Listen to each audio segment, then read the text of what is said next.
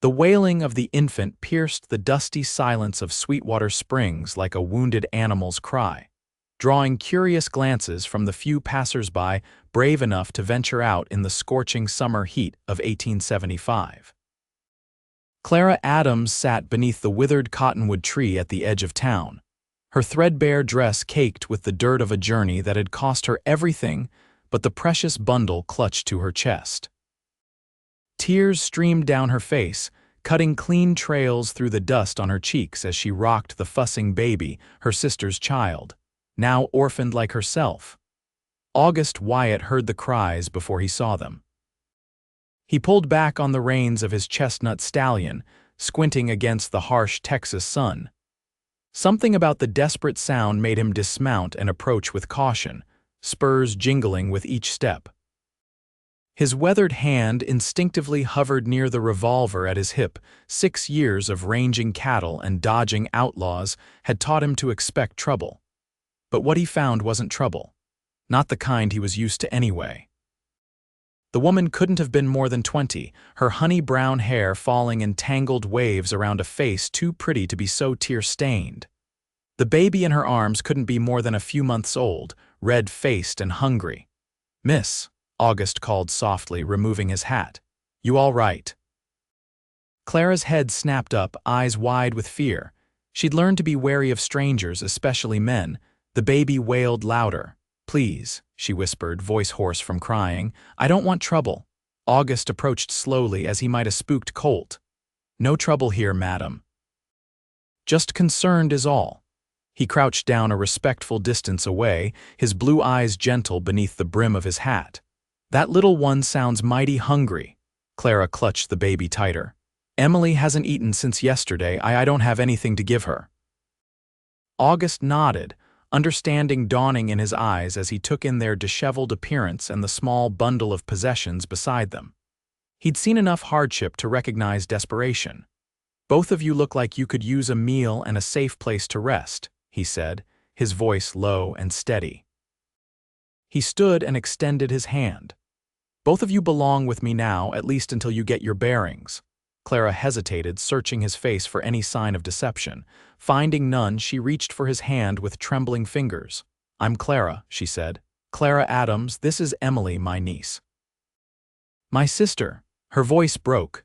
"My sister died 3 days ago. Fever took her." August's expression softened. "August Wyatt got a small ranch just outside town." He helped her to her feet, supporting her when she swayed from exhaustion. "My housekeeper, Mrs. Prescott, she'll know what to do for the little one." Clara clutched Emily to her chest, uncertain. "Why would you help us?" August carefully gathered her meager belongings. "Lost my own family in the war, know what it's like to be alone in this world." He paused, meeting her eyes. No one should face that burden by themselves, especially not with a child. He led her to his horse, helping her mount before climbing up behind her. Clara tensed at their closeness, but the solid warmth of him at her back made her feel safer than she had in weeks. "I don't know how to repay you," she murmured as they rode toward his ranch. "We'll worry about that later," August replied, his breath warm against her hair. "For now, let's just get you both fed and rested." As they rode away from Sweetwater Springs, Clara couldn't help but wonder if she'd made a terrible mistake trusting a stranger. But with Emily crying in her arms and nowhere else to turn, what choice did she have? The Wyatt Ranch appeared on the horizon as the sun began its descent, a modest spread with a sturdy 2-story house, a barn and corrals filled with cattle. Nothing extravagant, but to Clara's weary eyes, it looked like paradise. Mrs. Prescott, a stout woman with silver-streaked hair and kind eyes, took one look at Clara and the baby and sprang into action. Before Clara could comprehend what was happening, she found herself seated at a wooden table with a bowl of hot stew before her, while Mrs. Prescott mixed goat's milk with sugar water for Emily. "Poor dears," Mrs. Prescott clucked, expertly cradling Emily while feeding her from a glass bottle fitted with a rubber nipple. "You're safe now, both of you." August watched from the doorway, hat in hands, as Clara took her first bite of real food in days. The relief that washed over her face made something twist in his chest. "Mrs. Prescott will set you up in the guest room," he said. "It's yours for as long as you need it." Clara looked up, her spoon frozen halfway to her mouth. "I can't impose no imposition," August interrupted firmly. "Ranch this size needs more hands than just me and the 2 hands I've got working the herd. Mrs. Prescott could use help with the house if you're willing." Clara lowered her spoon, considering his words. "I can cook, clean, mend clothes. I'll earn our keep, Mr. Wyatt." "August," he corrected with a small smile. "And I don't doubt you will, Miss Adams." "Clara," she replied, offering a tentative smile of her own. That night, after a bath that washed away weeks of grime and despair, Clara lay in a real bed with Emily sleeping peacefully beside her. The clean sheets smelled of sunshine and lavender, and the room was larger than any she'd ever called her own. She stared at the ceiling, wondering how her fortune had changed so drastically in the span of a single day. Outside her window, August sat on the porch, smoking a cigarette and wondering much the same thing. He hadn't planned on bringing home a woman and a baby when he'd ridden into town that morning. Yet something about Clara's quiet strength and the determined way she protected her niece resonated with him. He extinguished his cigarette and looked up at the stars, a habit he'd developed in the years after the war when sleep eluded him. Tonight, for the first time in a long while, the ranch house behind him didn't feel quite so empty. The days stretched into weeks, and Clara found herself settling into a routine at the Wyatt ranch. Each morning, she rose before dawn to help Mrs. Prescott prepare breakfast for August and his ranch hands. She learned to manage the household accounts, to preserve vegetables from the garden, and to bake bread in the temperamental wood stove. Emily thrived under their care, her cheeks growing plump, her cries becoming less frequent. She developed a fascination with August's deep voice, her tiny head turning whenever he entered a room, her face breaking into a toothless grin. "She likes you," Clara observed one evening as August held Emily on his knee, bouncing her gently while she cooed with delight. "Reckon she's just easily impressed," August replied, though Clara didn't miss the way his eyes softened when Emily wrapped her tiny hand around his finger. Clara found herself watching August more and more the way his shoulders squared when he issued instructions to his ranch hands, the gentleness with which he treated his horses, the rare smile that transformed his serious face when Emily did something amusing. He was unlike any man she'd ever known, carrying his strength without wielding it as a weapon. August, for his part, found himself inventing reasons to be near the house during the day, just to catch glimpses of Clara hanging laundry or sitting on the porch shelling peas, Emily sleeping in a basket beside her. Her presence brought life back to the ranch in ways he hadn't realized it was lacking. One afternoon, as August returned from checking the northern fence line, he found Clara in the barn, struggling to reach a jar of preserved peaches Mrs. Prescott had stored on a high shelf. "Allow me," he said, stepping behind her. He reached up easily, his chest briefly pressing against her back as he retrieved the jar. Clara turned, suddenly aware of how close they stood. "Thank you," she murmured, taking the jar with slightly trembling hands. August didn't step back immediately. Instead, he studied her face in the soft light filtering through the barn doors. "You look different," he said. Clara touched her cheek self-consciously. "Different? Rested," August clarified. "Peaceful even?" Clara nodded slowly. "I feel different. When we arrived, I was so scared, so lost." She glanced down at the jar in her hands. "I didn't know if I could care for Emily alone, if we would survive." "And now?" August asked softly. "Now I know we will," Clara replied, meeting his gaze. "Thanks to you." August shook his head. "You're stronger than you give yourself credit for, Clara Adams." The sincerity in his voice made her heart flutter in a way she hadn't experienced before. For a moment, she thought he might reach for her, might close the small distance between them. Instead, he cleared his throat and stepped back. "Mrs. Prescott mentioned you wanted to learn to ride," he said, changing the subject. "I could teach you if you'd like." Clara blinked, adjusting to the shift. "I'd like that very much." Their riding lessons became the highlight of Clara's days.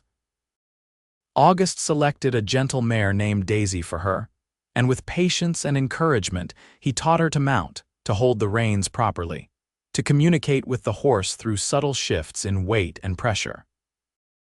"You're a natural," he told her one evening as they rode side by side along the creek that bordered the eastern edge of his property.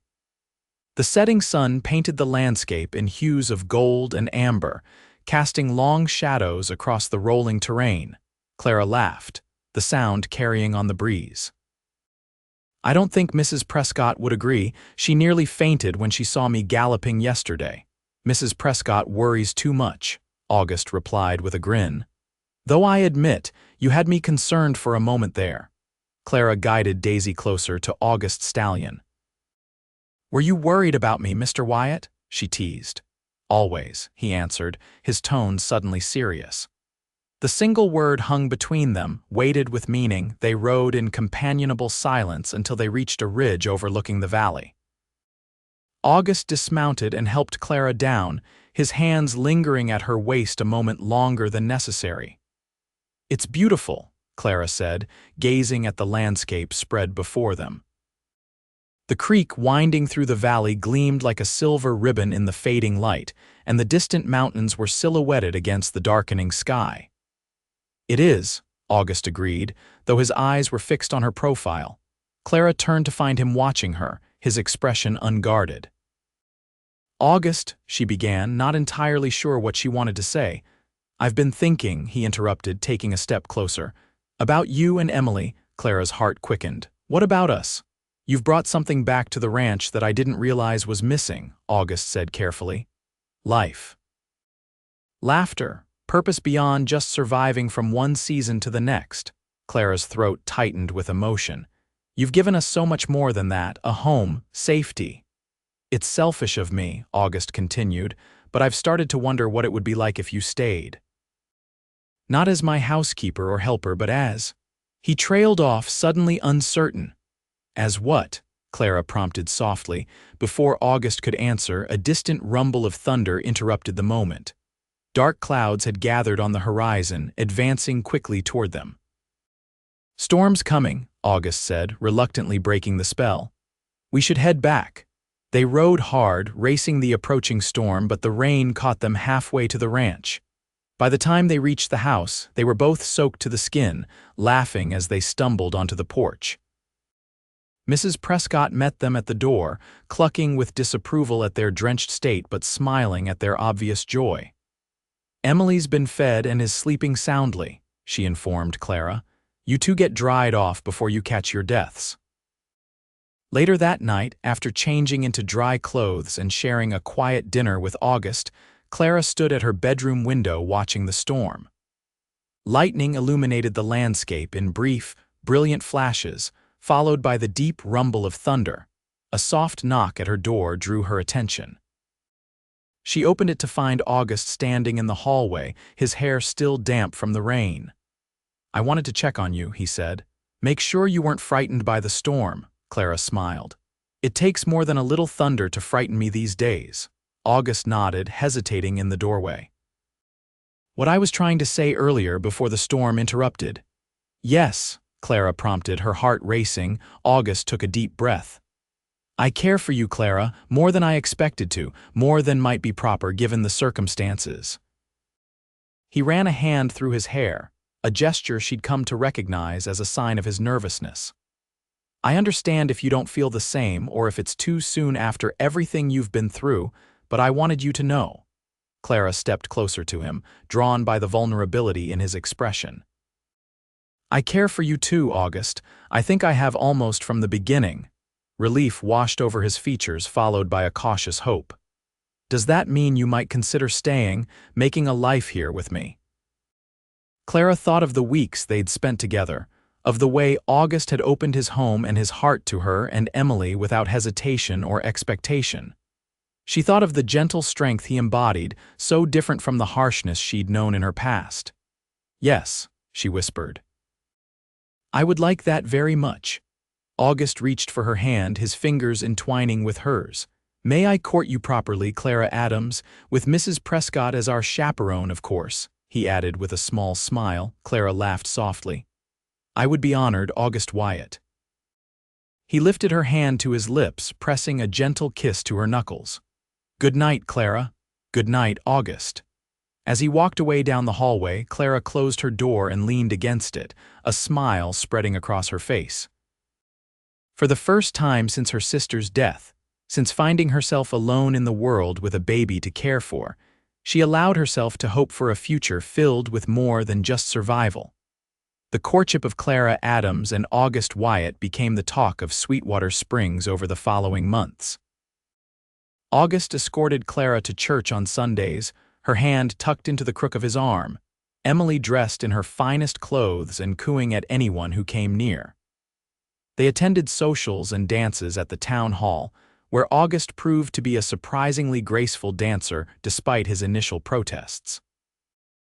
Mrs. Prescott watched over their courtship with a benevolent eye, chaperoning their outings and giving them just enough privacy to grow closer without scandalizing the more conservative members of the community. He's different with you, Mrs. Prescott told Clara one afternoon as they prepared dinner together. Lighter somehow. Before you came, he was all work and duty. Now he smiles, laughs even. Clara blushed, focusing intently on the potatoes she was peeling.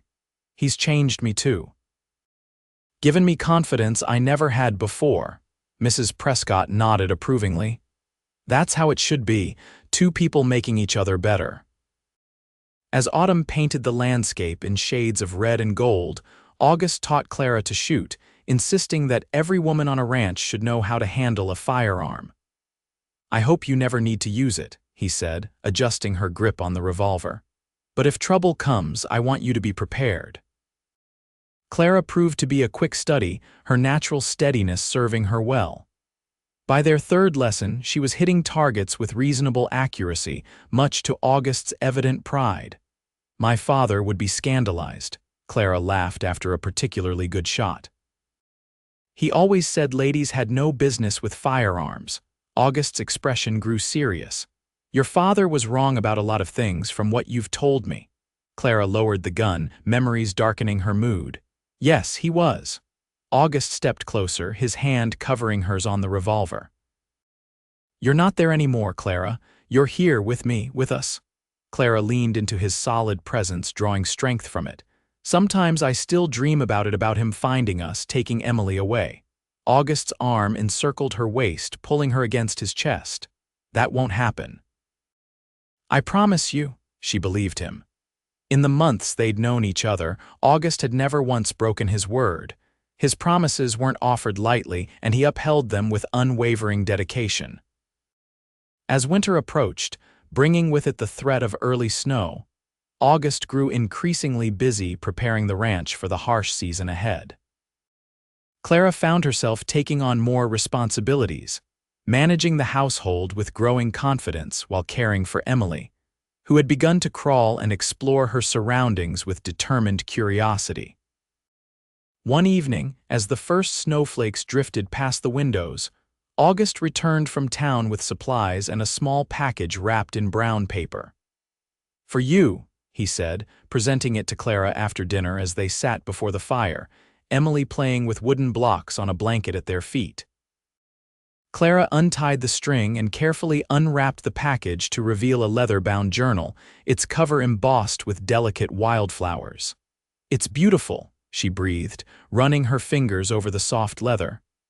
I thought you might want to write down your stories, August explained. The ones you tell Emily at night, they're too good to be forgotten. Tears pricked at Clara's eyes. No one had ever valued her words before, had ever seen them as worth preserving. Thank you, she whispered. August reached out to brush a tear from her cheek. I love you, Clara, he said simply. I think I have since the day I found you under that tree. Clara's heart swelled with emotion. I love you too, she replied, the words feeling both momentous and natural on her lips. August leaned forward, his hand cupping her face as he kissed her for the first time. His lips were warm and gentle against hers, conveying tenderness and promise in equal measure. Clara melted into the kiss, her hand coming to rest on his chest, feeling the steady beat of his heart beneath her palm. When they parted, August rested his forehead against hers. "Marry me," he whispered.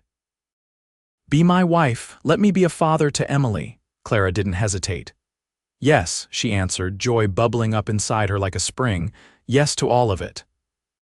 The winter of 1875 was one of the harshest in memory, with snowdrifts piling high against the ranch house and temperatures dropping so low that the creek froze solid. Yet inside the Wyatt home, warmth and happiness prevailed. August and Clara were married on Christmas Eve in a small ceremony at the town church, with Emily as their only attendant, carried down the aisle by Mrs. Prescott. Clara wore a dress of deep blue velvet, a gift from August, with a cameo brooch that had belonged to his mother pinned at her throat. August, unrecognizable in a new suit rather than his usual ranch attire, couldn't take his eyes off her as she walked toward him. "Never thought I'd see the day," his foreman, Daniel, whispered loudly enough for everyone to hear. August Wyatt tamed at last. The congregation chuckled, but August merely smiled, his eyes never leaving Clara's face. "Not tamed," he corrected as she reached his side. "Found." The minister's words washed over them as they exchanged vows and rings, promising to love and cherish each other through whatever life might bring. When August was instructed to kiss his bride, he did so with such tenderness that several of the ladies in attendance dabbed at their eyes with handkerchiefs. Their wedding night was spent in the master bedroom of the ranch house, which August had renovated as a surprise for Clara. A new brass bed replaced the old wooden one, and curtains sewn by Mrs. Prescott hung at the windows. A crib for Emily stood in the corner, though she slept soundly in Mrs. Prescott's room that night, giving the newlyweds privacy to begin their life together. August's hands trembled slightly as he helped Clara remove the pins from her hair, watching in fascination as it tumbled down her back in waves of honey brown. "You're beautiful," he murmured, running his fingers through the silken strands. Clara turned in his arms, her own hands coming up to frame his face. "I never imagined I could be this happy," she confessed. "Never thought I deserved it." August kissed her deeply, pouring all his love and devotion into the gesture. "You deserve everything, Clara Wyatt, everything and more."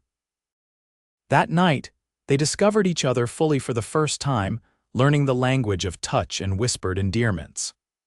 August was patient and gentle, guiding Clara through her initial nervousness until passion overcame hesitation, and they moved together in perfect harmony. Afterward, as they lay entwined beneath the quilts, August's fingers tracing idle patterns on Clara's bare shoulder, she marveled at how far they had come.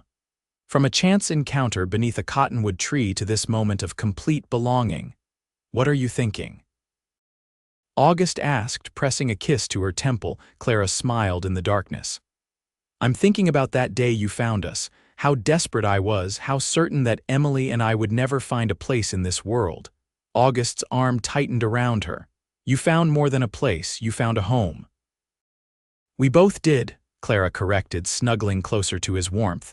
"You were as lost as I was in your own way." August was silent for a moment, considering her words. "I suppose I was," he admitted finally. "Running a ranch, building something that would last, it all seemed important.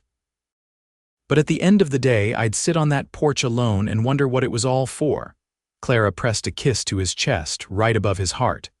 "And now I know," he replied simply. "It's for us, for our family." As spring returned to the valley, bringing with it new growth and renewal, Clara discovered she was expecting their first child. August's joy at the news was boundless. He swept her into his arms, spinning her around the kitchen while Mrs. Prescott looked on with teary-eyed approval. Emily, now walking and beginning to form words, seemed to sense the excitement. "Mama," she questioned, tugging at Clara's skirt. Clara knelt down, gathering the little girl close. "Yes, sweet one, you're going to be a big sister." August joined them on the floor, his arms encircling both of his girls. "A family of our own," he murmured, wonder evident in his voice. "More than I ever dared hope for." The pregnancy progressed smoothly through the summer months, with Clara continuing to manage the household despite August's protests that she should rest more. Her strength and determination were qualities he had come to admire deeply, even when they manifested as stubbornness. "The baby won't arrive for months yet," she reminded him when he tried to prevent her from helping with the harvest. "And I'm perfectly capable of shelling peas while sitting down." August relented, though he insisted on having one of the ranch hands nearby whenever Clara ventured outdoors, just in case. His protectiveness might have chafed had it not been so clearly born of love rather than control. As her belly grew, so did their plans for the future. August began construction on an addition to the house, 2 more bedrooms, and a larger kitchen to accommodate their expanding family. "We'll need the space," he explained as he showed Clara the plans he'd drawn up. "Especially if this little one is as energetic as Emily." Clara laughed, placing his hand on her rounded stomach where their child kicked vigorously. "I think that's a safe assumption." One evening in early autumn, as they sat on the porch watching the sunset, Emily asleep in August's lap, Clara broached a subject that had been on her mind. "I'd like to start a school," she said, her hands resting on her belly. "There are children on the neighboring ranches who have no access to education. I could teach them, here at the ranch maybe, a few days a week." August considered her proposal, his expression thoughtful. "You'd be a wonderful teacher," he said finally. "And you're right, those children deserve an education." He grinned suddenly. "Though I pity any student who tries to misbehave in Mrs. Wyatt's classroom." Clara swatted his arm playfully. "I'll have you know I plan to be a very patient teacher." "Like you're patient with me when I track mud into the house," August teased. "Exactly," Clara replied with mock seriousness. "I'll simply make them scrub the floors as punishment." Their laughter mingled in the evening air, a sound that had become common at the Wyatt Ranch, where once there had been only the quiet efficiency of work and duty. Now there was joy and the chaotic beauty of family life. When their son, James, was born on a crisp October morning in 1876, the circle of their family felt complete. He arrived with a shock of dark hair like his father's and eyes that promised to be as blue as the Texas sky. "He's perfect," August whispered, cradling his son with awe after the midwife had cleaned and swaddled him. "Just like his mother." Clara, exhausted but radiant, watched her husband and newborn son with overwhelming love. "Emily will be so excited to meet her brother." As if summoned by her name, Emily toddled into the room, escorted by Mrs. Prescott. Her eyes widened at the sight of the tiny bundle in August's arms. "Baby?" she asked, pointing a chubby finger. "Yes, sweetheart," August confirmed, kneeling down so she could see. "This is your brother, James." Emily studied the infant solemnly before declaring, "My baby," with all the authority a 2-year-old could muster. August chuckled. "Yes, he's your baby brother. And you're going to be the best big sister in all of Texas." As Mrs. Prescott ushered Emily back out to give Clara time to rest, August settled in the chair beside the bed, still holding James. "Thank you," he said softly, his voice thick with emotion. Clara reached out to touch his hand. "For what?" "For everything," August replied simply. "For bringing light and love back into my life, for giving me a family I never thought I'd have." Clara's eyes filled with tears. "I should be thanking you. You saved us that day, August. You saw 2 strangers in need and offered your heart without hesitation." August shook his head.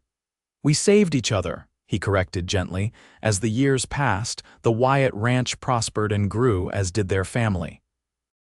Clara's school became a reality, first operating out of their home and eventually moving to a small building August constructed specifically for that purpose. Children from across the county attended 3 days a week, receiving an education that would have been otherwise unavailable to them. Emily grew into a spirited young woman with her aunt's honey-brown hair and an independent streak that both worried and delighted her parents. James inherited his father's quiet strength and steady nature, becoming August's shadow around the ranch from the moment he could walk. 2 more children joined their family, a daughter named Sarah. And another son they called Michael, filling the house with laughter, squabbles, and the joyful chaos of childhood. Through it all, August and Clara's love only deepened, weathering the inevitable storms of life with the same resilience that had brought them together. They faced cattle rustlers, drought, illness, and the thousand small challenges of ranch life, drawing strength from each other and the family they had built. On their 20th wedding anniversary, August surprised Clara with a journey to San Francisco, leaving the children in Mrs. Prescott's capable hands. It was Clara's first time seeing the ocean, and she stood on the beach in breathless wonder, watching the waves crash against the shore. "It's magnificent," she whispered as August wrapped his arms around her from behind. "Almost as magnificent as you," he replied, resting his chin on her shoulder. Clara turned in his embrace, studying the face she knew better than her own. Lines had formed at the corners of his eyes, and silver threaded through his dark hair, but his gaze still held the same warmth that had comforted her that day beneath the cottonwood tree. "Do you ever think about how differently our lives might have turned out?" she asked. "If you hadn't ridden by at that exact moment, if you hadn't stopped," August considered her question seriously, as he did all things. "I believe we were meant to find each other," he said finally. "Not by chance, but by providence." Clara nodded, understanding what he meant. In a world full of randomness and cruelty, their meeting had been a moment of grace, an intersection of need and compassion that had changed the course of both their lives.